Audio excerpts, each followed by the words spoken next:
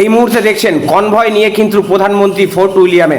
সরাসরি নিউজ কলকাতার পর্দায় দেখছেন প্রধানমন্ত্রী কিন্তু প্রবেশ করছেন ফোর্ট উইলিয়ামে। সরাসরি দেখছেন আপনারা নিউজ কলকাতার পর্দায়।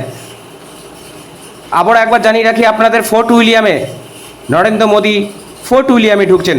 সরাসরি নিউজ কলকাতার পর্দায় দেখুন সেই ছবি।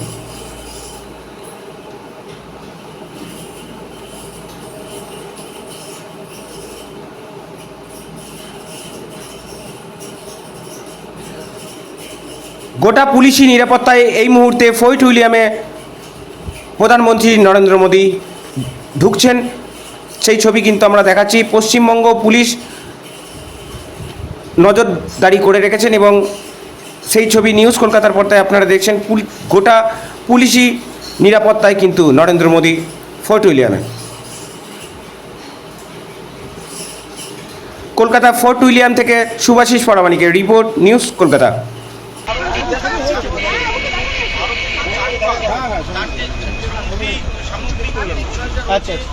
একদিকে অস্থির নেপাল, অন্যদিকে বাংলাদেশের অভ্যন্তরের একটা অস্থিরতা রয়েছে, পাকিস্তানের বারবার অ্যাটাক, মায়ানমারের আরাকানার দখল, এই যে ভারতীয় সেনা আগামী দিনে বর্ডার এলাকা অর্থাৎ বর্ডার নেই এই সমস্ত অঞ্চল এবং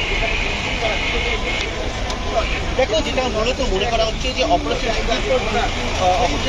আগে নেপাল, বাংলাদেশ, মায়ানমার সীমান্ত পরিস্থিতি কিন্তু সম্পূর্ণ পাল্টে গিয়েছে এবং সেই কারণে